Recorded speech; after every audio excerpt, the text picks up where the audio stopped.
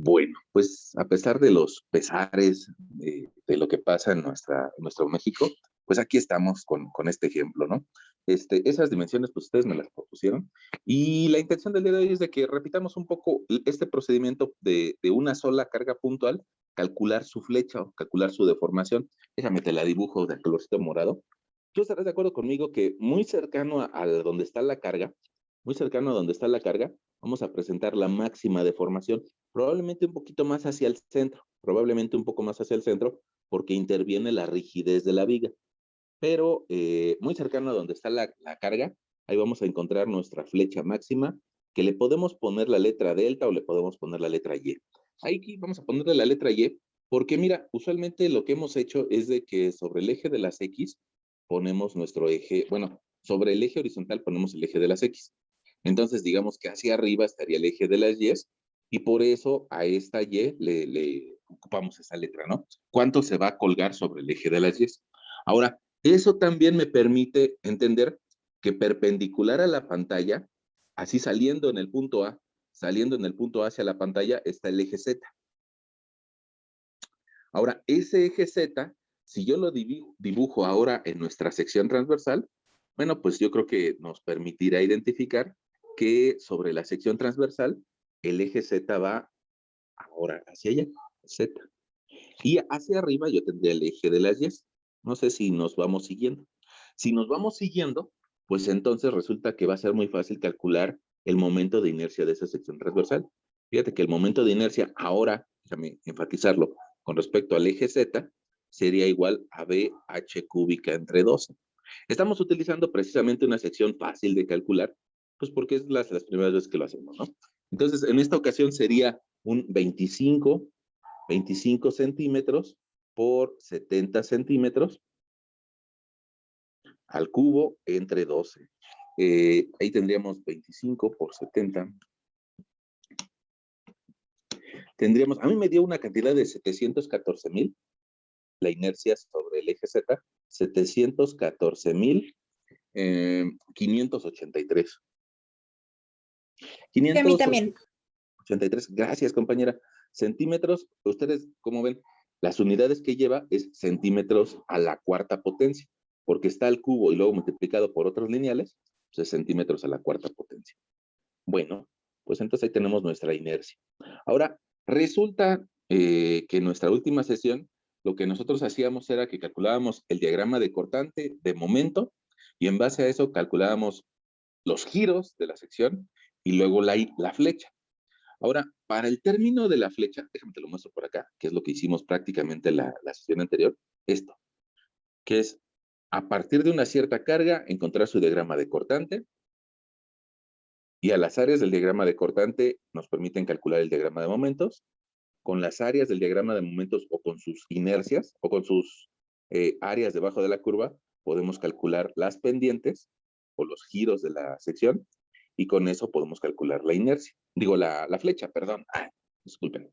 Bueno, pero fíjate que en estos dos términos, en los últimos dos, incluye una variable que se llama EI o rigidez. Esa rigidez EI es el módulo elástico del material por el momento de inercia. Y resulta que gracias a esa EI y a los conocimientos que nos heredaron por ahí, las ecuaciones de Euler-Bernoulli, pues es de que podemos calcular la flecha o cuánto se cuelga, ¿no? Flecha, cuánto se cuelga esa viga. Bueno, pues entonces, yo creo que nos conviene calcular cuál es la rigidez EI. Y bueno, pues nada más habría que multiplicar los 70,000 que yo te decía que podemos considerar de forma conservadora para una madera por el valor que tenemos ahí en la memoria. Si ustedes lo hacen con su calculadora de mano, me parece que a ustedes les va a dar algo así como 5 por 10 a la 10. En este caso, si multiplicamos kilogramos sobre centímetro cuadrado por centímetros a la cuarta, pues resulta que el resultado nos queda en kilogramos punto centímetro cuadrado. Los 4 de arriba con los 2 de abajo, pues se simplifican y nada más me quedan 2 arriba, centímetros cuadrado arriba. 5 por 10 a la 10, kilogramos punto centímetro cuadrado. Ahí está nuestra rigidez EI. Ok, ahora ya que tenemos esa información, yo creo que la podemos... A Profe, ver, ¿sí? ¿y cómo sacó EI? Es que me perdí tantito. Ah, ya, mira, ahí donde lo acabo de mover, resulta que el módulo de elasticidad, pues depende de cada material. Y resulta que, pongamos, tal vez un acero tiene un módulo de elástico de 2 millones de kilos sobre centímetro cuadrado. El módulo elástico de un concreto, pues depende de su F'C, pero pues, podríamos considerarlo de unos 180,000 kilos sobre centímetro cuadrado, algo así como una décima parte. Pero fíjate que para una madera, que en este caso es lo que queremos utilizar, pues depende del tipo de madera. Es un material natural, entonces, pues evidentemente que va a tener valores más pequeños. Algunas maderas como un pino, puede ser que incluso se te den valores hasta un poquito menores. Pero yo creo que este valor que les puse de unos 70,000 kilogramos centímetro cuadrado, pues es un poco conservador. Y ese valor de elasticidad de la madera es el que por ahí anotamos arriba de la sección. Ahora, me parece que ese resultado que nosotros habíamos calculado de la inercia de 714,000 centímetros a la cuarta, lo multiplicas por el 70,000 y ya llegas al valor que te muestro ahí de EI. ¿Cómo ves, compañero? Sí, profe, ya me dio. Gracias. Ok. Bueno, fíjense, estos valores de módulos de elasticidad, yo creo que lo más fácil es de que lo consultemos en algún libro como el Hibeler, como el Viran Johnson. Dependiendo del material que estemos trabajando, llámese aluminio, llámese titanium o cobre o lo que sea, de las tablas del Viran Johnson o del Hibeler, podemos recuperar esos valores de módulo elástico. Evidentemente que en nuestro curso, pues tal vez estos sean los que más vamos a utilizar, acero, concreto y madera. Pero si en algún momento dado tú tuvieras que hacer alguna viga de cobre, bueno, pues hay que ir a ver cuál es el módulo de elasticidad del cobre, ¿no? Bueno, ahora, borramos esto o lo hacemos un poquito más pequeño, para tenerlo nada más ahí por ahí de alguna referencia. Y bueno, lo que sigue tal vez sería calcular nuestras reacciones, ¿no? Nuestras reacciones en base a la fuerza que tenemos ahí. Miren, en esta ocasión, les voy a repetir esto de omitir el peso propio. No vamos a considerar el peso de la madera hasta ahorita. Ya en las siguientes sesiones lo consideraremos, pero hasta ahorita no lo vamos a considerar para que sea un problema un poco más sencillo. Fíjate que si calculamos las reacciones, me gustaría que viéramos algo. Mira, a pesar de ser sencillo, podemos aplicar esta formulita. Si nosotros tenemos una viga cualquiera, que tiene una carga P, aplicada a una cierta distancia A y a una distancia B, resulta que ese es un problema bastante repetitivo. Entonces nosotros podríamos encontrar una fórmula para ese tipo de viga y nos daríamos cuenta de que si hacemos sumatoria de momentos en el punto B, mira, si hacemos sumatoria de momentos en B, pues resulta que esa viga que siempre nos vamos a estar encontrando me llevaría a que AY, la reacción AY va a ser multiplicada por la longitud L y que ese va a provocar un giro horario o positivo. Y en cambio, el que va a provocar el giro antihorario va a ser la carga P multiplicada por la distancia B. ¿Ok? Y que eso tiene que ser igual a 0. Bueno, pues de aquí yo puedo despejar la fórmula que diga que AY es igual, paso el PB del otro lado, que me queda como positivo, entre L. Y fíjate que esta formulita me puede servir siempre que tenga un caso como el que te comento, siempre que tenga una carga puntual. Ahora, haciendo un poquito de analogía, o sea, haciendo la sumatoria de momentos en el punto A, pues resulta que las reacciones de B y E me va a dar P por A entre L. Y fíjate que esas formulitas, yo creo que nos podrían ayudar mucho para estar evitando hacer momentos a cada rato, ¿no? Sumatoria de momentos. ¿Y cómo le puedo hacer para acordarme de la fórmula? Mira, si te das cuenta, lo que me dice esa fórmula es multiplica la carga por la distancia opuesta entre L. Vamos a verla en la de abajo. Multiplica la carga por la distancia opuesta entre L. Y de esa forma vamos a poder encontrar las reacciones de una forma pues muy rápida, ¿no? Entonces, en esta ocasión Vamos, si yo quisiera calcular la reacción a Y, la carga vale 7, la distancia opuesta vale 6 metros y la L valdría 10 metros. Entonces, si yo multiplico 7 por 6 entre 10, resulta que me da que AY vale 4.2 toneladas, ¿no? Mi reacción BY es carga por la distancia opuesta, en este caso 4 metros, entre la longitud total, 10 metros. Y mira, resulta que 4 por 7 entre 10 me da una reacción de 2.8 toneladas. Y ya no tuve que pasar por ese tortuoso camino de los momentos. Hay algunas personas, algunos de ustedes, que dicen, es que, híjole, yo me confundo con si gira de forma positiva o de forma negativa.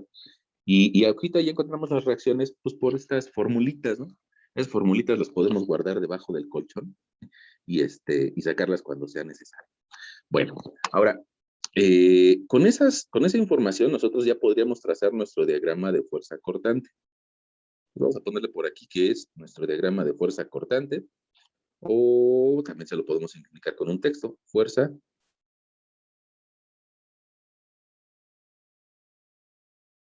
Ok. Ahora, nuestro diagrama debe de empezar en 0 y acabar en 0. ¿Por qué? Pues porque antes de que haya viga o después de que haya viga, no puede tener fuerza. Simplemente está el vacío. Entonces, por eso debe de empezar en 0 y acabar en 0. Ahora, en el apoyo, resulta que vamos a subir la reacción de 4.2 toneladas.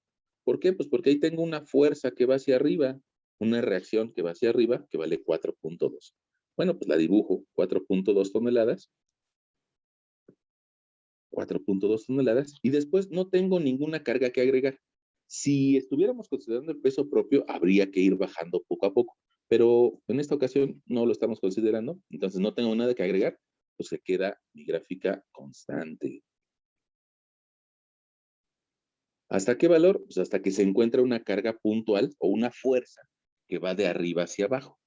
Como va de arriba hacia abajo, bueno, pues entonces tengo que yo bajar en mi diagrama de fuerzas esa fuerza de 7 toneladas y me va a llevar a un valor de desde 4.2, 4.2 positivo menos 7, pues me da un menos 2.8. Y después no tengo nada que agregar en el siguiente tramo. No tengo fuerza que bajar. Ah, pues entonces se va a mantener constante, constante, constante, constante, constante. Y ahí viene nuestro diagrama de fuerza cortante hasta el punto final. Ahí en el punto final llega ese valor de menos 2.8, pero ahí se encuentra con la reacción que va hacia arriba. Y como va hacia arriba, pues desde un valor negativo de menos 2.8, llegamos hasta el 0. ¿Qué quiere decir? Que al final, digamos que está escondida, 1, 2, 3 por la reacción BY, que está escondida al final. Como al inicio, 1, 2, 3 por la reacción AY, que está escondida al inicio. Y en el punto, pues tal vez medio o a 4 metros de distancia, está la fuerza puntual haciendo un cambio del diagrama de fuerza cortante. ¿Cómo ven? ¿Hasta ahí vamos bien? Sí, profe. Sí, profe. Ok. Ahora, con esa información, haciendo uso de el área debajo de la curva o la integral, nada más que sin hacer integrales, pues resulta que podemos encontrar el área que hay en el primer rectángulo y el área que hay en el segundo rectángulo. Lo hacemos de una forma muy sencilla, ¿no? Base por altura. En este caso, la primera sería una base de 4 metros por una altura de 4.2. Y eso nos da un área igual a 16.8. Y la del otro lado sería una base de 6 metros por una altura de 2.8. Resulta que también nos da un área que vale 16.8, pero que es negativa, ¿no? Que está por abajo de la línea base de cortante. Entonces, con esa información, nosotros podemos dibujar nuestro diagrama de momento. Vamos a ponerle por aquí, momento. Y por el tipo de apoyo, mira, aquí ya déjame puntualizar algo. Por el tipo de apoyo, nosotros diríamos que empezamos y terminamos en 0, por los apoyos simples que estamos utilizando. Y yo creo que es bien importante que tú te empieces a familiarizar con el hecho de que este apoyo nada más tiene un punto de apoyo, perdón, suena redundante, ¿no? Eso. Pero lo que significa es de que la viga que está en continuidad a ese apoyo, o que está eh, siendo apoyada en ese sitio, pues resulta que esa viga puede girar. E incluso, híjole, perdón por el comentario, pero incluso ayer vimos cómo giró esa viga en la Ciudad de México a partir de un apoyo. Bueno, si puede girar, significa que no tiene momento en el apoyo. O sea, tiene un giro libre. Y ese giro libre es lo que, conceptualmente hablando, significa el momento igual a cero. Entonces, esta viga, tanto al inicio como al final, tiene un giro libre. Entonces, vamos a empezar con momento cero y a terminar con un momento cero. Eso no pasa, pongamos, si tú te le quedas viendo a la losa que está encima de ti, probablemente donde ahorita estás tomando una clase, ¿no? Puede ser en la sala, en la recámara, donde estés. Lo más seguro es de que exista un muro y ese muro tenga una losa encima de ella. Ah, bueno, y muy probablemente encima de esa losa todavía hay otro muro. Eso tiene una gran diferencia, porque resulta que esa losa ya no se puede colgar como lo que estamos imaginando nosotros, con un giro libre, sino que ese nodo donde tú estás tomando la clase y que tal vez tú estés por aquí, mira, así, pues ese nodo lo tendríamos que eh, simbolizar como un apoyo empotrado. Tú estás por acá tomando la clase. ¿Por qué empotrado? Ah, porque está asociado a un nodo rígido. Ese nodo, conformado por la losa y por el muro, va a impedir que gire la losa como lo que nos estamos imaginando o lo que vimos ayer en la tragedia del metro, ¿no? Ahora, en la tragedia del metro sí se está comportando como un apoyo simple, porque resulta que nada más tiene un punto de contacto y la viga es muy larga, y entonces cuando se rompió, pues terminó por girar. Eso, digamos que no le pasa a la losa que está encima de tu cabeza, porque si se llegara a romper, si se llegara a romper, esa losa, como tiene una continuidad del otro lado y está unida a un muro, resulta que se colgaría así y significa que en el apoyo hay un momento de empotre.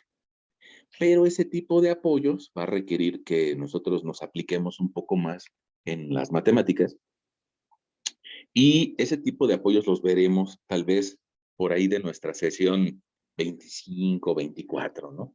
Entonces hoy vamos en la 17, vamos en camino a ello, a entender sistemas más reales, pero por el momento pues habrá que atender esta viga que puede tener un giro libre, ¿no?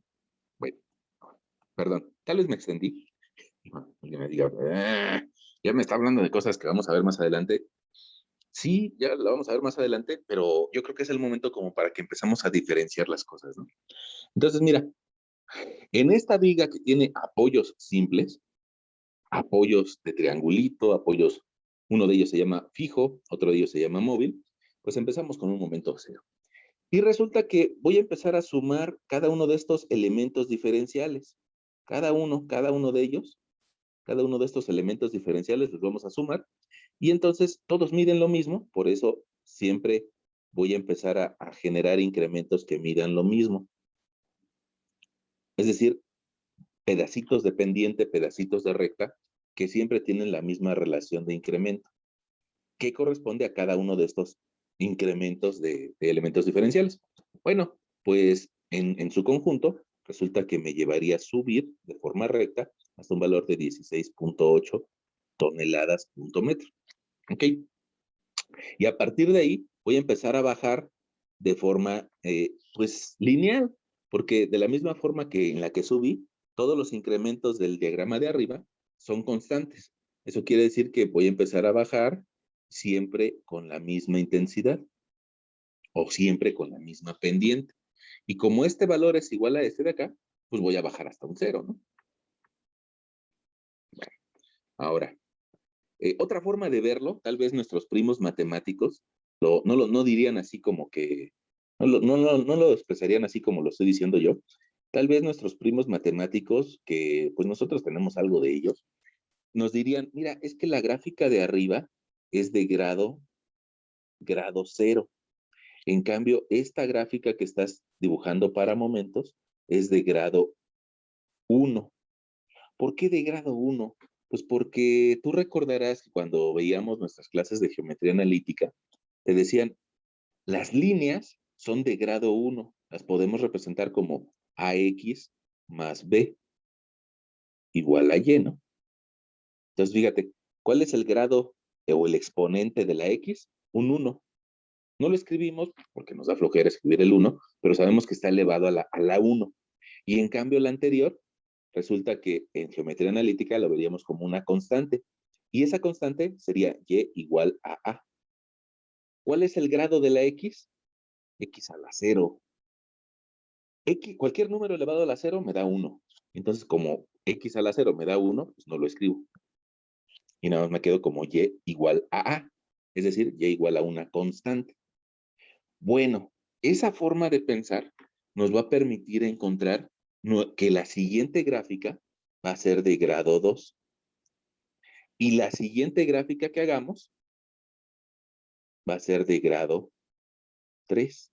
¿Qué significa eso? Pues que después vamos a tener algo así como Y igual a AX cuadrada más BX más C. Y eso tú lo veías en el nivel medio superior, ¿no? Una curva cuadrática, bueno, así como yo te la dibujé, ahorita significa que va a empezar a abrir hacia arriba. Probablemente si el coeficiente A es negativo, pues entonces va a abrir hacia abajo. Bueno, y la de grado 3, pues resulta que va a ser una curva que ya tiene dos curvaturas, ¿no? Que, mira, algo así. Algo así. Algo así ya sería una curva de grado 3. Bueno, ahora. Aquí vamos bien. Sí, profe. Bueno. Sí, sí, sí. Sí. Si tienes alguna duda, la tratamos de aclarar, ¿vale? No, profe, no. Adelante, adelante. Ok. Bueno, pues entonces ahora lo que vamos a hacer es de que vamos a obtener unas nuevas reacciones, pero para algo que se llama viga virtual. Viga virtual. ¿Por qué es virtual? Porque no existe, ¿no? No existe, sino que es un artificio que nos permite calcular las deformaciones en la viga. Ahora, para esa viga virtual, nosotros vamos a colocar nuestros mismos apoyos que teníamos en la viga original, pero la vamos a cargar con el área del diagrama de momentos. Quiere decir que mi diagrama que llega hasta un valor de 16.8 toneladas, ahí me va a generar esta nueva viga. Y esta nueva viga, pues resulta que pues resolverla así como un triángulo está difícil, ¿no? Entonces lo que podemos hacer nosotros para simplificarla es de que la vamos a dividir en dos áreas. Una de ellas vamos a concentrar su carga en el centroide y ahí vamos a colocar una cierta área 1 y en el centroide de la segunda figura vamos a colocar una área 2. Ok, y eso nos va a permitir encontrar una nueva viga que sea un poquito más sencilla, nada más con una carga puntual 1 y con una carga puntual 2. Ok, ahora, ¿cómo le podemos hacer? Pues hay que encontrar las áreas de esos dos intervalos. Déjame engrosar un poquito mi plumón para que sea más evidente. Mira, esta primera área, la que te estoy remarcando con el plumón, ese triángulo que te acabo de remarcar, pues nosotros la podemos encontrar como el área de un triángulo. Base, mira, la base de ese triángulo mide, si lo alcanzan a ver, 4 metros, ¿no? Por aquí en la parte de arriba alcanzamos a ver la base de ese triángulo. 4 metros. Entonces, si yo multiplico una base de 4 por una altura de 16.8 entre 2, resulta que mi valor de esa área va a ser de 33.6. 33.6. Y ahora, si voy por la segunda área, déjame, tal vez incluso la segunda área la vamos a shurar para que se vea una diferencia. La segunda área, pues yo tendría una base de 6 metros, 6 por una altura de 16.8, y luego eso entre 2. Y resulta que me da un área de 50.4. Profe, lo que está haciendo no es como integrar, encontrar el área. Sí, o sea, es lo que en realidad habría que hacer. Pero fíjate, la gran ventaja es de que nosotros ahorita no sabemos cuál es la ecuación de este intervalo de recta, ¿no? Si ahorita les dijera, bueno, ¿y cuál es la ecuación de esa recta? Híjole, nos vamos a meter en un mayor problema matemático, ¿no? En estar encontrando cuál es la ecuación de esa recta. Y después de tenerla, habría que integrarla. Entonces, pues tal vez de una forma más sencilla, pues nada más aplicamos el área de un triángulo. Y el área de un triángulo, pues nos la enseñaron a calcular en la primaria, ¿no? Entonces yo creo que por eso es más sencillo. Entonces, sí estamos integrando, pero pues con geometrías sencillas, ¿no? Ahí tenemos un área 1 y tenemos un área 2. Okay. Ahora, más allá de que sepamos cuánto valen esas cargas, pues también hay que saber dónde están ubicadas. Y para saber dónde están ubicadas, pues necesitamos saber dónde está el centroide de la primera y dónde está el centroide de la segunda área. Mira, voy a ponerte ahorita la distancia de color azul. Tú recuerdas de que el primer triángulo tiene 4 metros de desarrollo. Déjame acercarme. El primer triángulo tiene 4 metros de desarrollo y el segundo tiene 6 metros de desarrollo.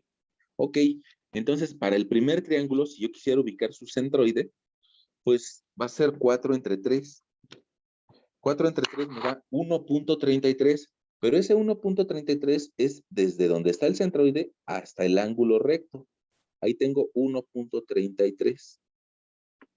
Entonces, a partir del apoyo, la distancia sería 4 menos 1.33, es decir, una distancia de 2.667. Ok. Ahora, para la segunda figura, es una base más sencilla, es una base de 6 metros. Si la divido entre 3, me va a dar a 2. Pero esos 2 van medidos a partir del ángulo recto. Entonces, fíjate, ahí te lo estoy marcando, tal vez, por aquí, 2 metros. Entonces, 2 más los 4 que llevaba, resulta que llevo a una distancia de 6.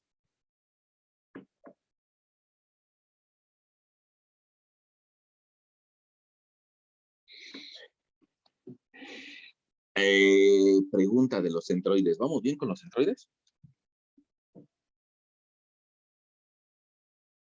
Sí, profe. Sí. Ok. Vamos a poner ahí marcado el centroide de la segunda figura. Bueno, entonces ya tenemos esa viga que pues que está un poquito más difícil que la primera, pero que también está hecha a partir de 2 cargas puntuales. Entonces, déjenme platicarles de algo que se llama el principio de superposición. Superposición. Ese principio de superposición me dice, pues mira, si tienes un problema difícil, ese problema difícil lo puedes resolver por partes. Y hay que considerar el efecto que ocurra en esas 2 partes para encontrar la solución.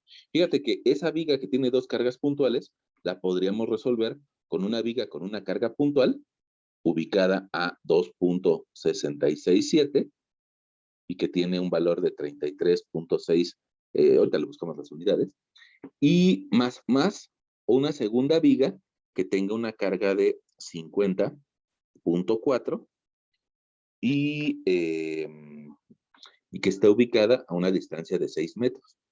Y tú me vas a decir, pues es que no está tan difícil esa viga como para hacer métodos raros, ¿no?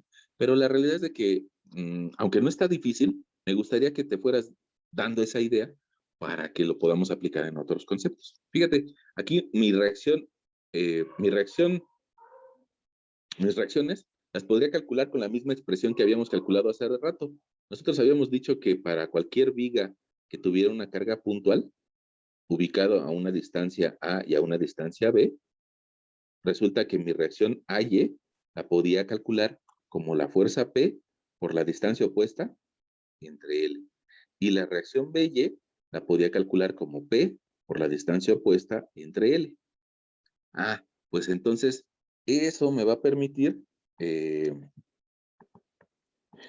y a través de tener las distancias opuestas, es decir, un 7.33, y a través de tener otra distancia opuesta que vale 4, pues encontrar la reacción, pongamos de A, de la primer viga, nada más que esta reacción A, vamos a llamarla así, AY1 y AY2. Fíjate que esta reacción A la voy a encontrar como 33.6 por una distancia opuesta de 7.33 entre 10 metros. AY1 es igual a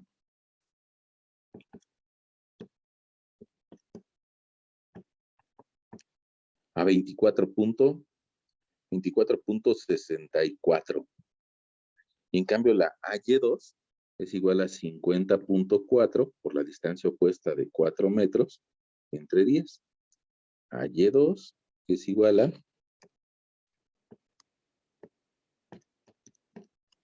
20.16. Ojo, entonces ya tenemos las reacciones parciales. Ahora habría que sumarlas. Y si las sumamos, pues resulta que vamos a encontrar la reacción de esta viga compleja. Nada más que la viga compleja, yo te decía que las reacciones le vamos a llamar teta A. Entonces, teta A, déjame te lo escribo por si alguien no lo escuchó o se perdió el internet en ese momento. Vamos a ponerle que es la reacción de viga virtual. Y esa reacción teta A resulta que es la suma de las dos anteriores, ¿no? 20.16 más 24.64 nos da 44.8. Y pues estarás de acuerdo conmigo que yo puedo hacer una sumatoria de fuerzas en Y y me tiene que dar 0. Entonces, la suma de todas las fuerzas que hay desde arriba hacia abajo sería menos 33.6 menos 50.4 más 44.8, que sería teta A, más teta B, y esto me tiene que dar 0. Entonces de ahí nosotros podemos encontrar también a la teta B, o la reacción de la viga virtual en el punto B.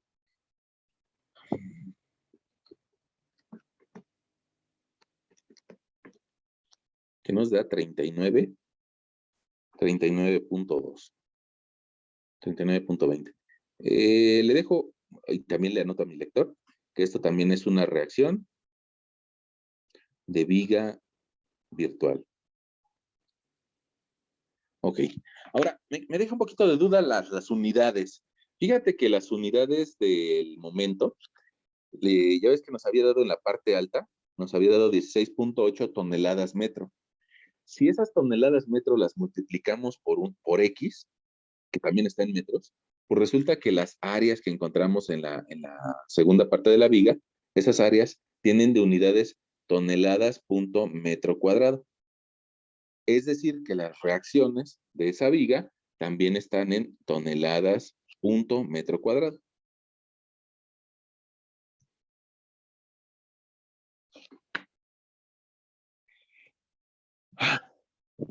Si alguien de ustedes dice, ¿sabe qué, profesor? Eso que me acaba de explicar, yo no le entiendo. Yo quiero hacer mi viga con sumatoria de momentos en X, sumatoria de momentos en A y sumatoria de momentos en B, háganlo. No hay ningún problema. Nos debe de llevar al mismo resultado. Sumatoria de momentos en A y sumatoria de momentos en B, debemos de llegar a las mismas reacciones, sin tener que pasar por el principio de superposición. Yo creo que hoy nos da esa oportunidad de hacerlo, ¿no? Pero si a alguien no le gusta esto, pues ni modo, haga sumatoria de momentos en A y sumatoria de momentos en B, y debemos de llegar a lo mismo. Nada más que pues ahí sí les pido que lo hagan un poquito cuando estén pues, tal vez pasando su apunte en limpio, ¿no? Bueno, ahora, una pregunta, ¿hasta ahí vamos bien o hay algo raro?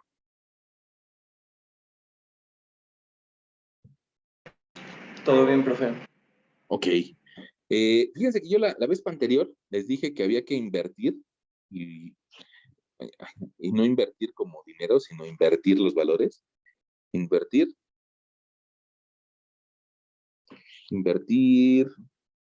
eh, signo o invertir el valor de reacciones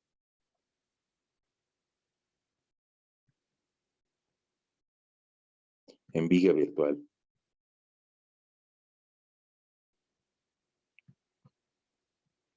Ok, eso es importante. Bueno, no es tan importante, no es trascendental, pero si no lo haces, digamos que te podría dar una flecha hacia arriba. Y bueno, más bien lo que tendríamos que hacer en ese momento sería entender que en realidad va hacia abajo. Pero pero yo creo que te conviene más hacerlo así, ¿no? Entonces, fíjate que esos dos valores de 39.20 y el 44.8, hay que llevarlos a nuestros diagramas. Entonces, 39.20 me parece que es en el apoyo, híjole, no, lo perdí. 39.20 es en el apoyo B y 44.8 es en el apoyo A. Bueno, pues vamos a dibujar ahora nuestro diagrama de pendiente. Y ese diagrama de pendiente, que empezamos con el 44.8 que acabamos de encontrar, ese 44.8 negativo. Nos dio positivo, pero lo estoy cambiando, ¿no? Esos 44.8 es, digamos que mi valor inicial. Es de la gráfica que le vamos a llamar pendiente multiplicada por la constante EI. ¿Qué significa eso? Que si yo de este valor lo despejo, pues entonces me va a quedar la pendiente en A igual a 44.8 toneladas punto metro cuadrado sobre EI. Y entonces, si yo sustituyo los valores de EI y lo llevo a las unidades correspondientes también en la parte de arriba, pues resulta que podría encontrar con qué ángulo se está deformando la viga. Usualmente no me interesa eso. Usualmente no me interesa porque las deformaciones son muy pequeñitas. Entonces, a lo que voy a terminar llegando es de que es algo así como 0.001 grado. Y pues bueno, eso no me sirve de nada, no me lo puedo imaginar. Entonces, por eso esta parte del cálculo o esta gráfica, usualmente no la sustituimos los valores de EI, pero los valores de EI sí los sustituimos en la flecha. Bueno, ahora, a pesar de eso, pues resulta que nos sirve para obtener la gráfica de abajo. Nada más que para obtener la gráfica de abajo, como decía el compañero hace rato, pues tenemos que encontrar el área debajo de la curva. El área debajo de la curva de esa primera etapa. Y nosotros ya lo tenemos, nada más déjame volver a calcularlo. No sé si tú recuerdas de que la base medía 4 metros. Entonces, si yo multiplico 4 por 16.8 entre 2, me da un área de 33.6. Déjame te lo anoto. Esta área vale 33.6. Ah, y es un área positiva, está por arriba del cero en el diagrama de momentos. Eso quiere decir que voy a subir desde menos 44 más 33.6, pues resulta que voy a llegar a un valor de 11, un valor de 11, menos 11, menos 11, menos 11.2 toneladas punto metro cuadrado. Ok, ahora aquí yo les pregunto, y les pregunto pues porque quiero que lo reflexionen, ¿no? ¿Cómo va a subir hacia ese punto? ¿Sube de forma recta? ¿Sube de forma curva convexa o cóncava?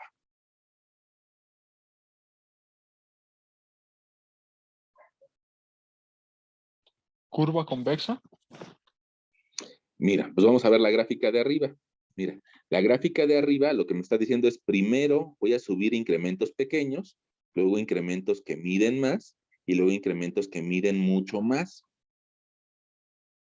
Entonces, mi gráfica de abajo primero tiene que subir primero poquito, luego incrementos intermedios y luego al final mucho más. Y a esa curva nosotros le llamaríamos una curva cóncava, ¿no? Ahora, el nombre es lo de menos. Lo que me interesa es de que tú aprendas a observar de que al inicio tiene incrementos pequeños, luego intermedios y luego muy grandes. Por eso agarra esa, digamos, esa forma de acelerarse hacia arriba. Ahora, a partir de ese sitio que vale 11.2, menos 11.2, hay que subir la siguiente diagrama o la siguiente área. Y la siguiente área tú recordarás que tiene de base 6 metros. Si yo multiplico 6 por 16.6 de alto entre 2, resulta que el área de la segunda etapa vale 50, déjame te lo anoto, área igual a 50.4. A partir de un valor de menos 11.4, pues entonces voy a llegar hasta, a ver, 50.4 positivo menos 11.2, Va a llegar a un valor de 39.2.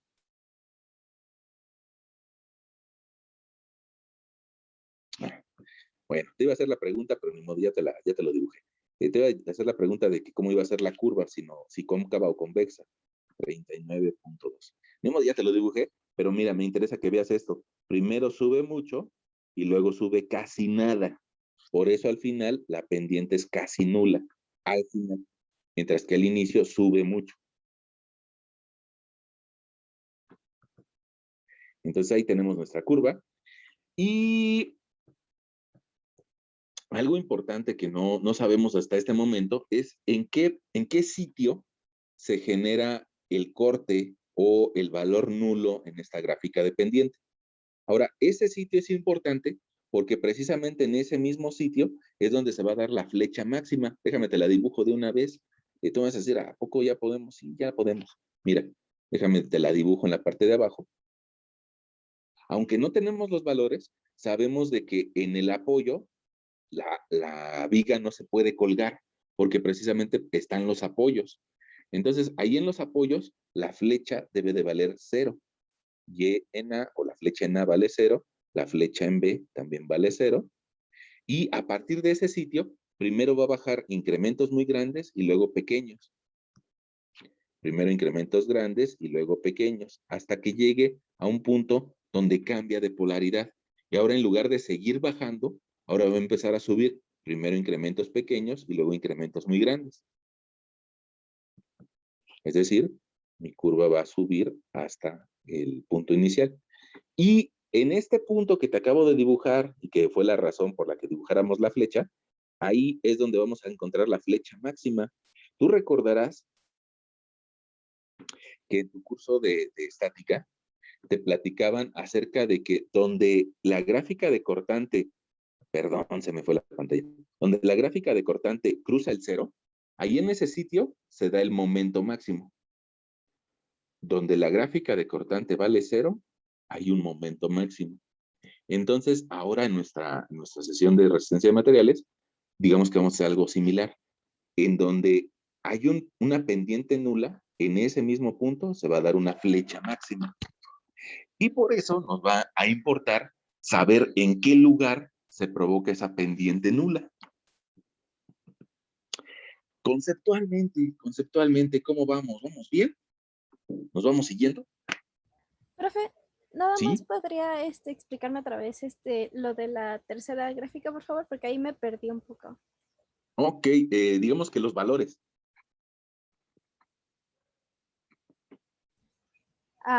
No, o sea, es que después de que terminó la gráfica verde, me perdí en por qué tiene esa forma la negra. Ah, ya, ok. Bueno, fíjate, nada más déjame aprovechar. Yo creí que tu pregunta iba por acá. Un segundito, mira. Mira, nosotros calculamos las reacciones de la viga virtual. Este 44 está aquí y este 39 está aquí. Ahí nos dice la compañera, ya entendimos cómo se generó la gráfica verde. Nada más lo que nuestra compañera nos está preguntando es, ¿qué pasa con la gráfica negra? Ah, mira, la gráfica negra resulta que, recordemos cómo está nuestra viga, tiene un apoyo en A y tiene un apoyo en B. Quiere decir que esa viga no se puede colgar ni al inicio ni al final, porque precisamente ahí hay una columna o hay algún muro que impide que baje. Esa es la razón por la que empezamos con 0 y terminamos con 0.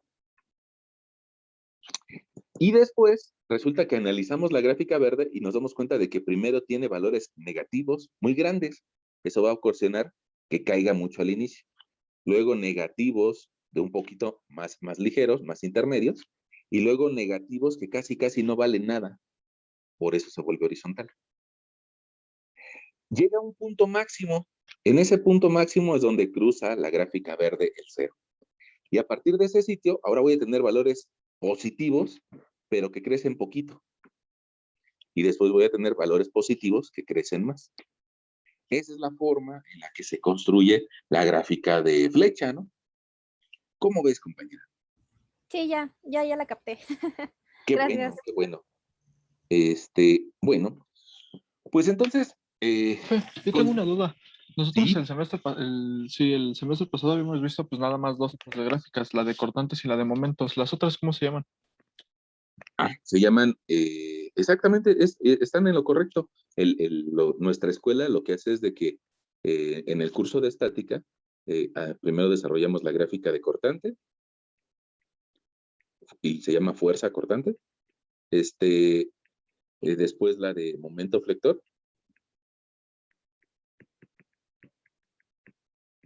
Y en el curso de resistencia de materiales ya llegamos a las nuevas gráficas, las que requieren un poquito de más conocimiento. Y estas nuevas gráficas, la que incluye al símbolo teta, le llamamos gráfica de pendiente. Y la que incluye a la Y, le llamamos gráfica de flecha. Flecha o de deformada o de flexión. Ok.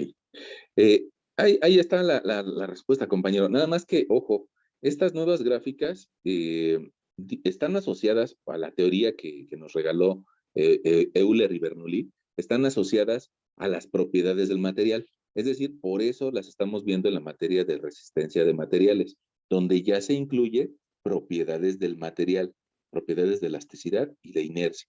Y en cambio, en los cursos de estática, todavía no sabemos eso, y por eso nada más vemos las dos primeras. ¿Cómo ves? Bien, profe, gracias. Ok. Bueno, pues entonces creo que conceptualmente ya nos vamos siguiendo. Conceptualmente ya nos vamos siguiendo. Y ahora lo que se pone un poquito interesante, es lo más interesante yo creo que de nuestro problema, es encontrar a qué distancia se corta la gráfica de pendiente, el valor nulo. Y por eso, pues vamos a hacer, lo podemos hacer por tanteos, y eso yo creo que no hay que quitarle valor, pero también lo podemos hacer para este tipo de vigas de forma analítica. Entonces, lo que nosotros vamos a buscar va a ser un triángulo en el diagrama de momentos, un triángulo tal que ese triángulo me permita encontrar el área de este punto. ¿Por qué? Porque así como nosotros fuimos avanzando hacia la derecha, sumando áreas, pues también lo podemos hacer de derecha a izquierda. Y en ese caso sería, ¿a partir de qué punto me encuentro el área que me va a llevar a 39.2? Nada más que lo interesante, lo bonito de ese triángulo, pues es de que no sabemos cuánto mide de base, ni no sabemos cuánto mide de altura.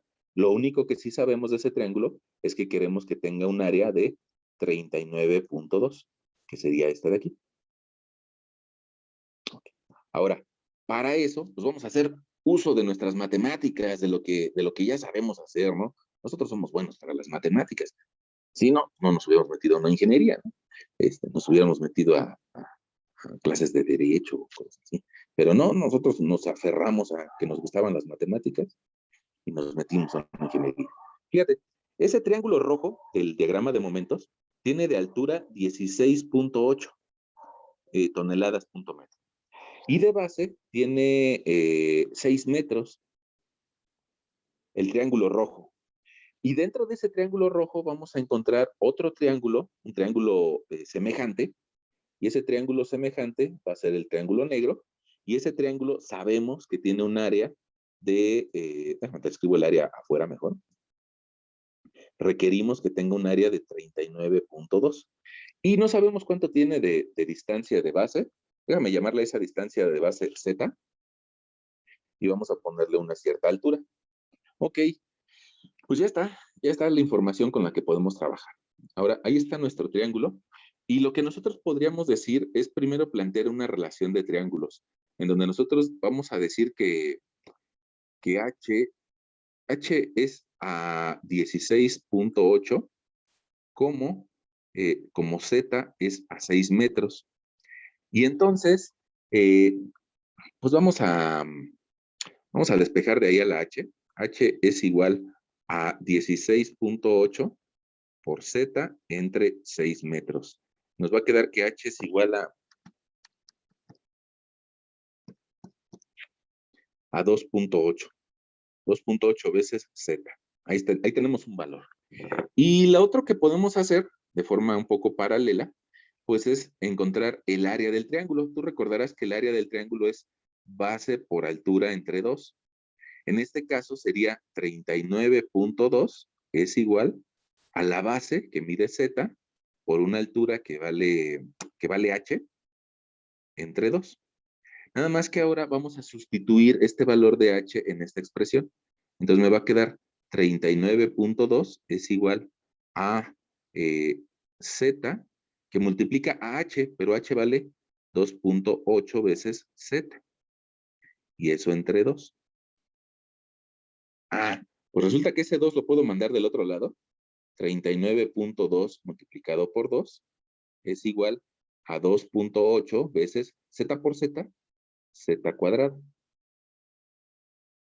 Y eso me lleva a que el 39.2 por 2 nos va a dar un 78.4, igual a z cuadrada, y ese 2.8 lo podemos bajar dividiendo.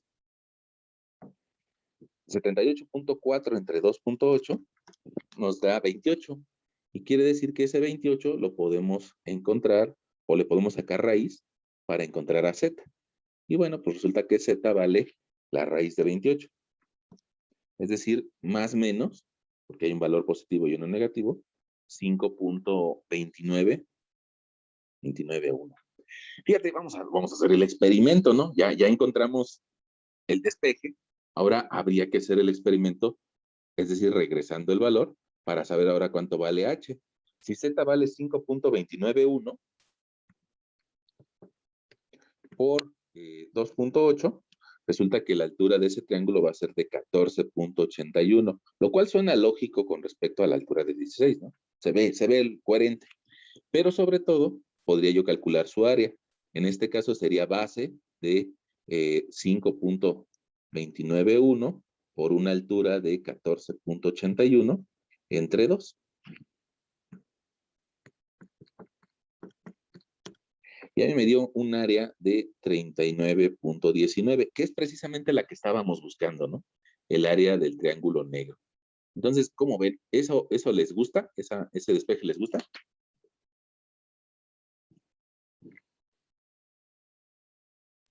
Sí, profe. Ok. Ahora, lo más Es más importante es de sencillo. que... ¿Está ¿Ya no, sencillo? profe? Sí. ¿Está qué? Es sustitución. Ajá. Nada más que hay que aprender a ver que hay información que tenemos y otra que no tenemos, ¿no? Bueno, ahora, esta Z, este 5.291, ese 5.291 lo vamos a llevar a nuestro diagrama. Y resulta que ahora ya sabemos que esta distancia vale 5.291. Y si esa distancia vale 5.291, pues entonces con eso puedo calcular la complementaria a 6 metros. Es decir, 6 menos 5.291 me va a dar una distancia que vale 0.709. Y con esa distancia podría yo calcular el área del triángulo que se me está generando ahí en esa zona pequeña. Ahora, el área del lado izquierdo o del lado derecho resulta que no es tan fácil de calcular porque es un como trapecio, pero parabólico, ¿no? Un trapecio parabólico. Híjole, ¿ya ven por qué nos metimos a estudiar matemáticas? Bueno, pues resulta que ese trapecio lo podemos dividir en dos figuras, en una que sea netamente un trapecio y otra que sea una cuña parabólica. Y del otro lado igual, podemos dividir esa cuña parabólica de un triángulo. Le podemos poner incluso hasta nombres, ¿no? Vamos a ponerle nombrecitos. Fíjate que esta va a ser el área 3, porque ya habíamos utilizado área 1 y área 2. Área 3, área 4, área 5, área 6 y área 7. Ok. Ahora, déjame borrar este concepto de grado de libertad, porque pues ya lo tenemos por ahí memorizado. Y vamos a tratar de encontrar esas áreas. Voy a poner por aquí una línea. Y mira, resulta que las cuñas, si las cuñas, nada más te la dibujo la expresión con la que podemos encontrar su área. Esa cuña, podemos encontrar su área como una constante por un desarrollo al cubo entre 12. ¿Qué es el desarrollo? ¿Cuánto mide en desarrollo en X? ¿Y cuál es la constante? La constante viene de dos gráficas arriba. Dos gráficas arriba. Entonces, dos gráficas arriba es la gráfica de cortante. Déjame sacar mi calculadora para ir anotando las áreas. Por aquí te anoto el área 3, el área 4. El área 3 es un trapecio, entonces es base mayor más base menor por altura entre 2. Déjame sacar mi calculadora y que todos la veamos.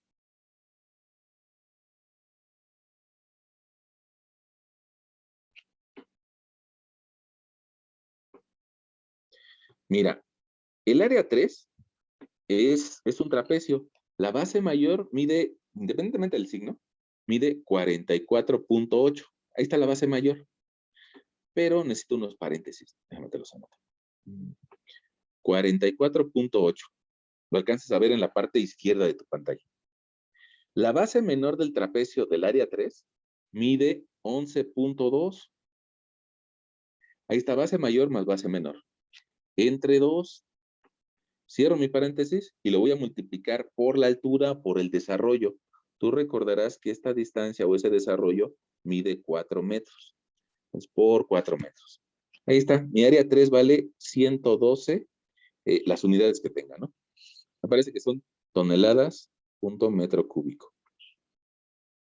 Okay. Ahí tenemos la forma en la que calculamos el área 3. Para el área 4 vamos a utilizar la formulita de la cuña. Y el área 4 me diría, mira, tienes que multiplicar la constante de dos gráficas arriba. Vamos a verla. Mira, ahí ya apareció, ahí ya apareció. Dos gráficas arriba, la constante vale 4.2. Dos gráficas arriba del área 4. 4.2.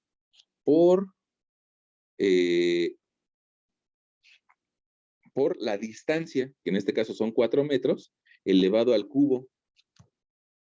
Cierro, y eso lo vamos a dividir entre 12. Pues ya tenemos el área. Tiene un poco de lógica, yo creo que siempre vale la pena echarle un ojo a ver si tiene valores lógicos o no. Esta cuña vale, digamos, una cuarta parte de lo que vale el trapecio. Y yo creo que si por más malo que sea tu profesor para dibujar, yo creo que sí nos podemos imaginar que esta área 4 sí tiene un valor de algo así como un tercio o una cuarta parte de lo que vale el trapecio. ¿Cómo la ves?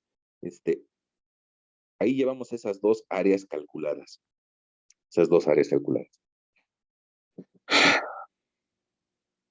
Ahora, mira, ¿qué pasa si yo sumo esos dos valores?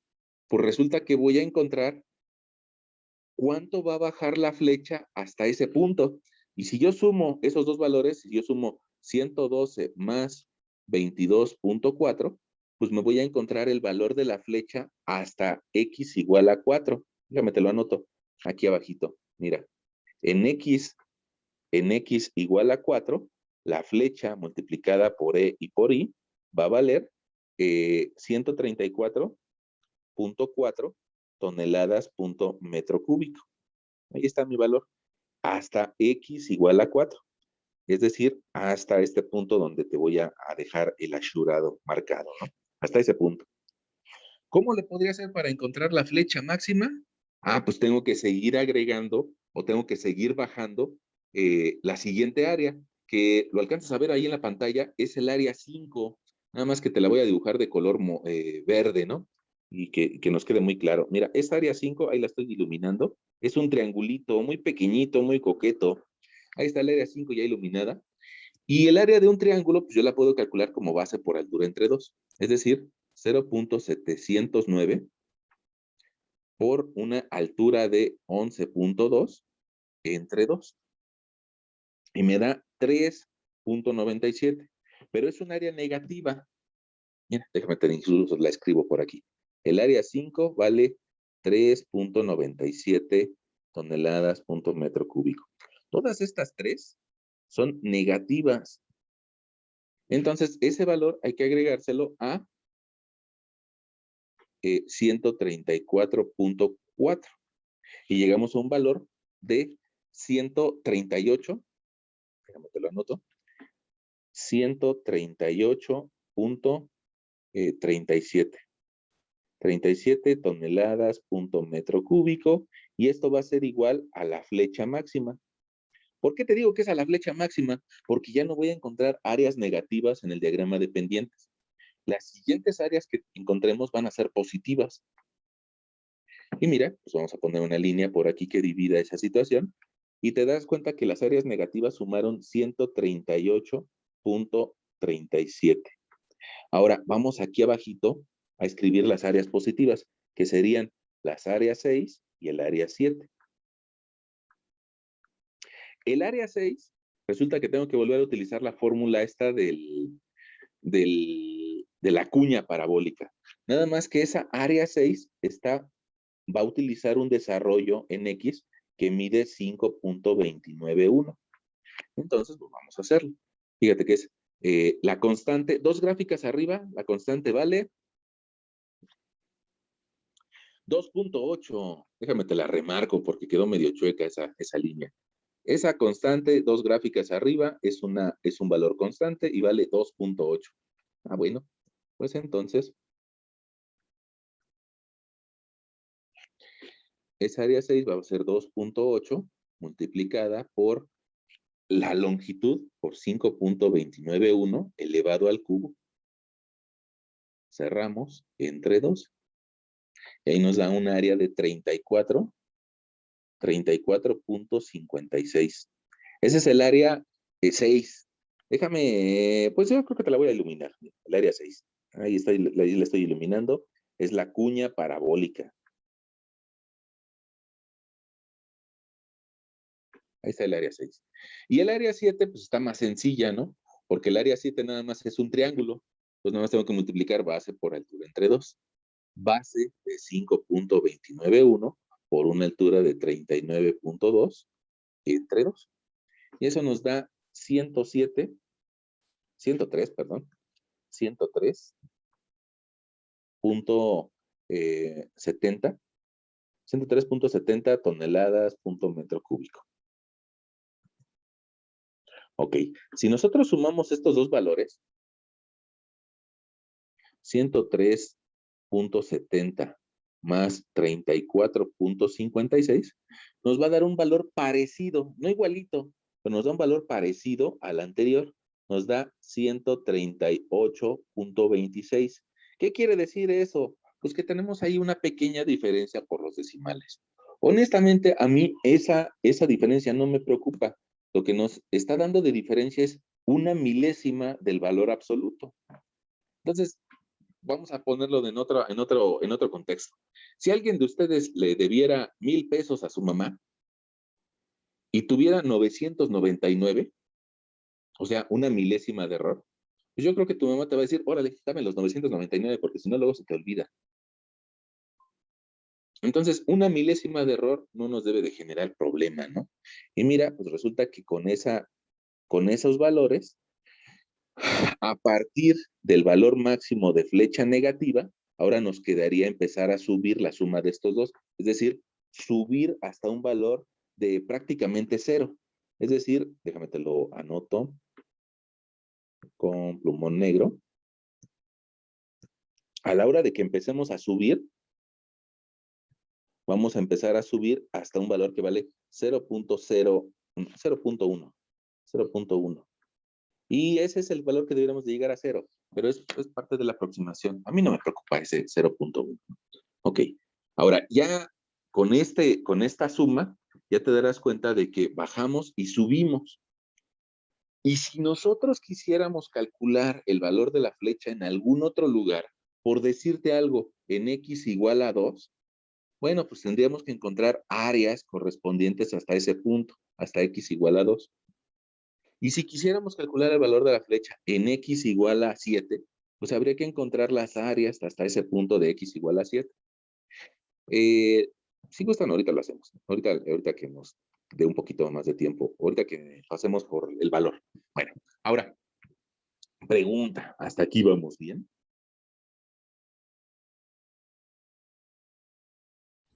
Sí, profe, todo bien. Ok. Bueno, ahora, miren. aquí algo importante, se me estaba olvidando, que esto es E por I. Este valor, pues no nos dice nada, no nos lo podemos imaginar. Y entonces, si no nos imaginamos las cosas, pues da lo mismo que aprendamos o no, ¿no? Entonces, por eso vamos a sustituir los valores de E e I. Nada más que resulta que esos valores de E y de I, no sé si tú recuerdas al inicio de nuestra sesión, habíamos encontrado que nos daba 5 por 10 a la 10 kilogramos punto centímetro cuadrado. Vamos a verlo porque probablemente ya se nos olvidó. Ya ves que ahora, ahora no tenemos esa capacidad de retener muchas cosas. Mira, cuando estábamos analizando esa sección, incluso alguna compañera nos decía, ¿cómo salió ese valor de E por I? Y bueno, yo le decía que la madera tiene un módulo de elasticidad del orden de 70,000 kilogramos centímetro cuadrado. Si compran, digamos, una madera de Chijol o una madera más bonita, pues probablemente suba hasta unos 90,000 o hasta unos 100,000. Pero un valor conservador podríamos considerar ese, ¿no? 70,000 kilogramos centímetro cuadrado. Hay quien diría incluso, las personas que son especialistas en el cálculo de madera, hay quien nos diría que va a depender también de la forma en la que tengan las vetas. No es lo mismo, no aguanta lo mismo la madera si tiene las vetas de forma vertical o que si las tuviera de forma inclinada. Pero bueno, ese valor que yo te doy es un poquito conservador, de 70,000. Y mira, para lo que regresamos a esta pantalla fue para verificar este resultado. Nuestra rigidez E por I, la de 5 por 10 a la 10 kilogramos punto centímetro cuadrado. Ok. Entonces regresamos a donde calculamos la flecha y resulta que ya podemos ahora utilizar ese valor en la parte de abajo. Es decir, despejamos la E y la I y nos quedaría abajo un 138.37 toneladas punto metro cúbico. Ahora, hay un problema en esa expresión a la hora de que despejamos, que la parte de abajo está en kilogramos centímetro cuadrado, mientras que la parte de arriba está en toneladas. Entonces, para quitarnos ese problema, vamos a la parte de arriba, multiplicarla, esos 138.37, que está en toneladas metro cúbico, lo vamos a multiplicar primero por 1000 para transformar toneladas a kilos. Y luego, si quieres, lo escribimos para que no nos perdamos. 138,370. Ahora ya nada más tendría yo kilogramos punto metro al cubo sobre EI. Ok. Pero resulta que necesito quitarme los metros y necesito llevarlos a centímetros. Entonces, pues resulta que ese resultado todavía necesito multiplicarlo por 100 para aquí. Unos metros pasarlos a centímetros, por otros 100 para el segundo metro pasarlo a centímetro y por otros 100 porque tengo metros al cubo. Y resulta que ahora ya tengo una cantidad muy grandota. La voy a escribir así como nos la da la calculadora. 138,370 millones de kilogramos sobre centímetro cuadrado. Ok, y eso va sobre EI. Ahora, si tu calculadora te da ese valor, que muy probablemente si tienes una calculadora científica no lo haga, sino lo más probable es de que tu calculadora te lo da en valor en notación científica, y eso significa que va a recorrer el punto decimal. Mira, si yo lo recorro 1, 2, 3, 4, 5, 6, 7, 8, 9, 10, 11. Eso significa que probablemente si tú tienes una calculadora científica, ese valor te lo exprese como Y igual a 1.3837 si gustas, por 10 a la 11 kilogramos, kilogramos punto centímetro cúbico. Déjame corregir esto.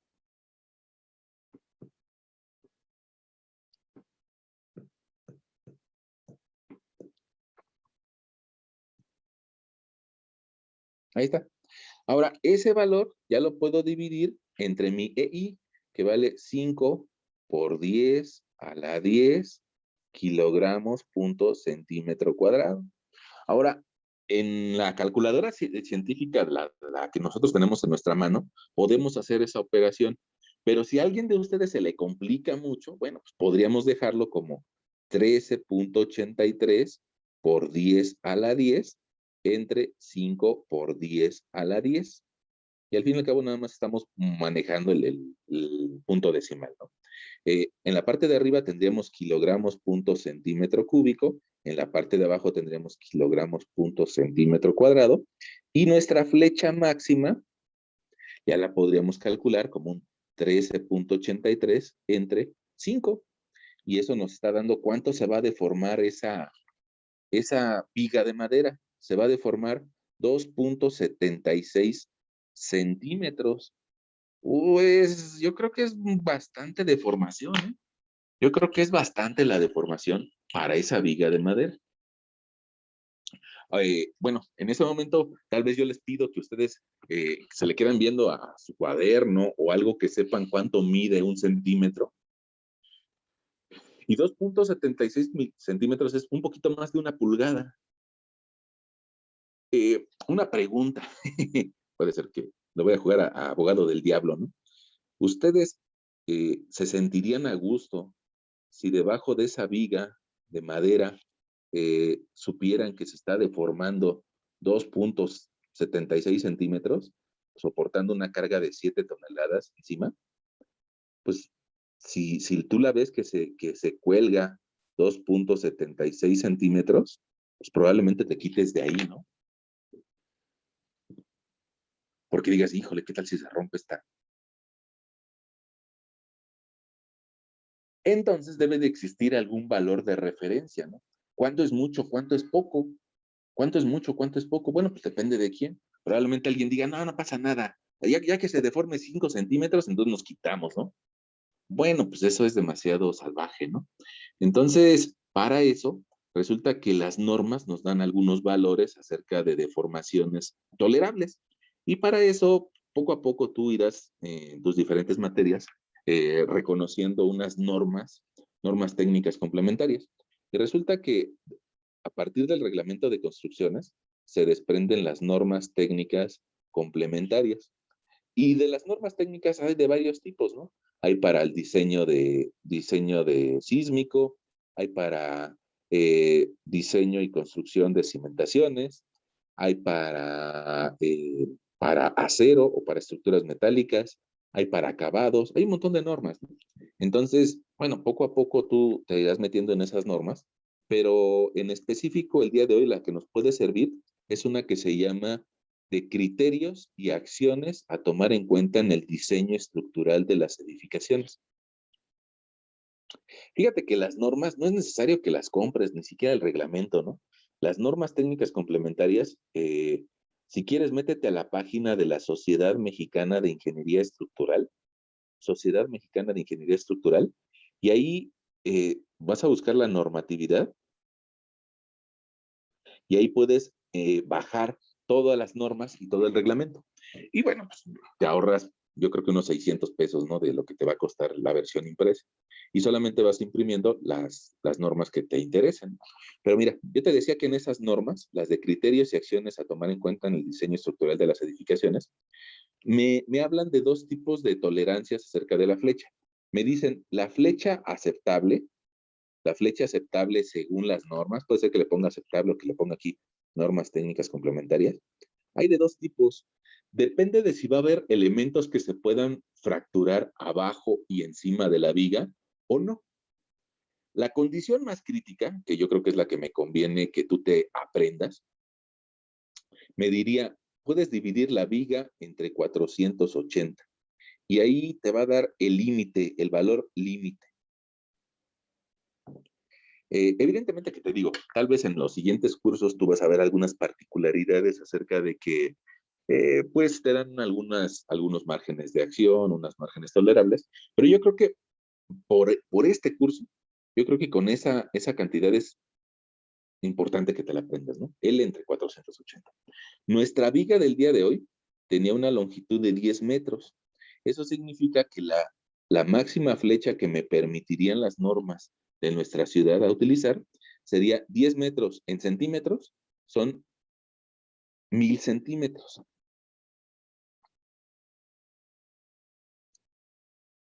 Si 1000 centímetros lo divido entre 480, resulta que las normas me dirían, yo te permito que construyas o que utilices una viga para 10 metros, solamente que se deforme 2.8 centímetros.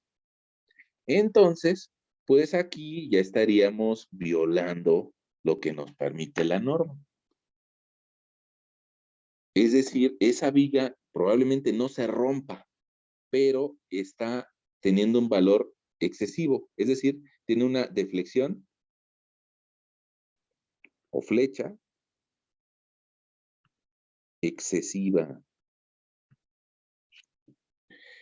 Dicho de otra forma, no pasa. Dicho de otra forma. En ese momento, pues probablemente alguien diga, no, pues ¿cómo crees? Sí pasa, no hay problema. No hay problema, tú échale una firma. Sí aguanta. Bueno, pues gracias a esas personas que de repente son muy valientes, es que pues se dan algunos problemas bastante graves, ¿no? Entonces, ¿qué hacemos si no pasa la flecha? Bueno, pues hay que proponer una sección distinta. Mira, hay varias cosas que se pueden hacer. Reducir la carga, y yo creo que te la anoto por aquí. Una opción 1 sería reducir la carga. O opción 2 sería aumentar la rigidez de la viga, es decir, el factor E por I. Ahora, de estos dos factores, la madera puede ser que la desechemos y que digamos, ¿sabes qué? Esa viga se cuelga mucho si utilizamos madera. Vamos a cambiarlo por concreto. Nada más que a veces la diferencia de costos entre madera y concreto es alta. Probablemente no me lo acepte mi cliente, llámese un arquitecto al que le estoy haciendo el cálculo, o llámese algún ingeniero, o llámese algún cliente directo. Probablemente la diferencia entre madera y concreto no la tolere el costo del presupuesto. Pero entonces, si no lo tolera y quiero seguir manejando el mismo módulo de elasticidad, pues entonces podríamos cambiar la inercia, hacer una viga más aperaltada. Fíjate que nuestra viga original, déjame la copio de por acá, nuestra viga original tenía, ahí ya la alcanzas a ver, 25 por 70. Déjame, ¿qué pasaría si manejamos una opción 2? En esa opción 2, nuestra viga resulta que la podemos hacer que mida 80 centímetros de alto por los mismos 25 de base. 5 centímetros más de peralte. Bueno, pues con esos 5 centímetros, nosotros podríamos utilizar otra vez la fórmula de la inercia, BH cúbica entre 12, y resulta que la inercia para esta sección sería de 25 por 80 al cubo entre 12. Y eso nos da una inercia de 1.066.666 centímetros a la cuarta. Lo cual, en esta segunda opción, o en una opción 2, con más 5 centímetros más de alto de esa viga, resulta que mi módulo de rigidez EI ahora valdría, ese valor lo multiplico por 70,000. Y ahora mi módulo de rigidez vale 7.4 por 10 a la 10 kilogramos punto centímetro cuadrado. Fíjate, ahí en la calculadora estás viendo una cantidad muy grande. Si recorres el punto decimal, si lo recurres 10 unidades o 10 dígitos, pues ya te va a quedar el 7.4 que te indico, ¿no? 7.4 por 10 a la 10. Ahora, ¿eso qué consecuencia va a tener? Como en nuestra viga no calculamos el peso propio, pues nada más sigo recibiendo el mismo peso de la viga. Y eso, aquí abajito, aquí te lo escribo, mira, si E por I ahora vale 7.46 por 10 a la 10 kilogramos punto centímetro cuadrado, como una opción de una viga que ahora va a medir 25 por 80 de madera, Pues resulta que ahora mi flecha, que yo la había calculado, mira, ahí se alcanza a ver, como flecha igual a 13.8 por 10 a la 10 kilogramos punto centímetro cúbico entre 5. La había dividido entre 5, ahora la voy a dividir entre 7.46 por 10 a la 10 kilogramos punto centímetro cuadrado. La respuesta pues, es de que ahora se va a deformar menos. Ahora mi flecha máxima, fíjate que ahora va a ser 13.8 entre 7.4. Ahora nada más se deforma 1.86 centímetros. Ah, pues ahora sí ya pasa. Ahora sí ya pasa lo que me limita la norma. Nada más le estamos agregando 5 centímetros más de madera. Probablemente alguien me diga, es que eso cuesta. Bueno, sí, sí cuesta, pero va a ser una viga más segura. Solamente revisando deformaciones. Deformaciones. Ahí el comentario que me gustaría que tú observaras es de que la viga de 25 por 70 y 25 por, no me acuerdo por 70, déjame ver. 25 por 70, perdón. La viga de 25 por 70 resulta que se deforma mucho, se deforma 2.76 centímetros. En cambio, la viga de 25 por 80, 10 centímetros más de peralte, se deforma menos.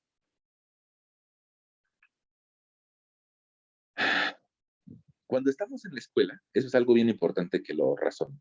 Cuando estamos en la escuela, probablemente un profesor me diga, ¿estás bien o estás mal? Una vez que tú seas arquitecto o que seas ingeniero, nadie te va a decir que estás bien o estás mal. Y tú tendrás que tomar una decisión sobre si utilizar la de 25 por 70 o la de 25 por 80.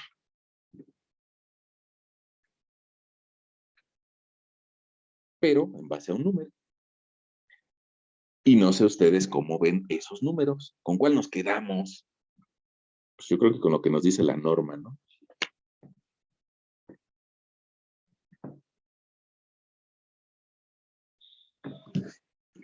¿Cómo ven?